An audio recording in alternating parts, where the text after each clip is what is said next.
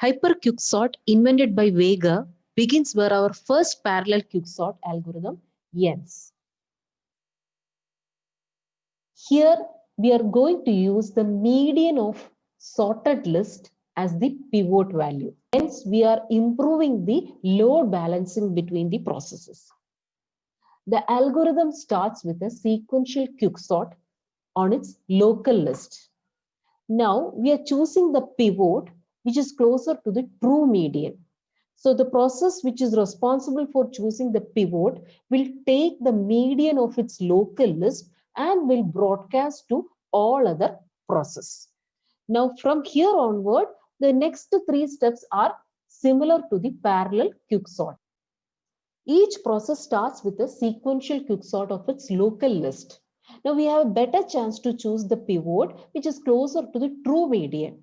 So the process responsible for choosing the pivot can pick its own median from its local list and broadcast to other process. Now here the steps are similar to parallel quicksort algorithm number 1. The next step is different in hyper quicksort. Once the low list is given or the high list is received, each process, the remaining half of the local list and the received half list are kind of merged into a sorted local list. Recursion within the upper half processes and lower half processes take place. We're going to see an example for hyper-quicksort. There are 4 processes, P0, P1, P2, and P3, and a list of elements with each processes. Here we are assuming that the number of processes is a power of 2. Now each process sorts its own values. Now the first process, P0, which is responsible for choosing the pivot, takes the median of its list, which is 54, and broadcasts to P1, P2, and P3.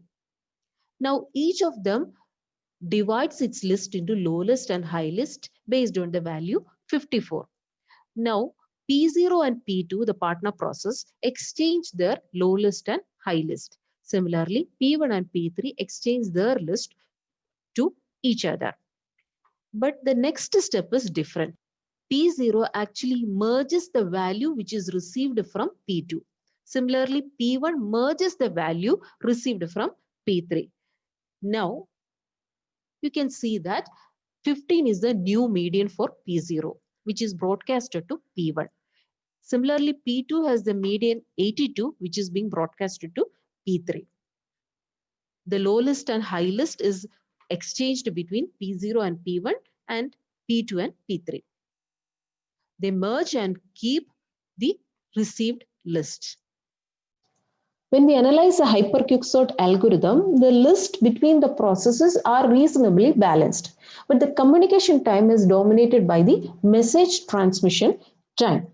So if there was a way to find out all those possible median values, or we could get the samples from all the processes, there is a better chance of dividing the list elements evenly among them. This idea is explained in the next algorithm, which is parallel sorting by regular sampling.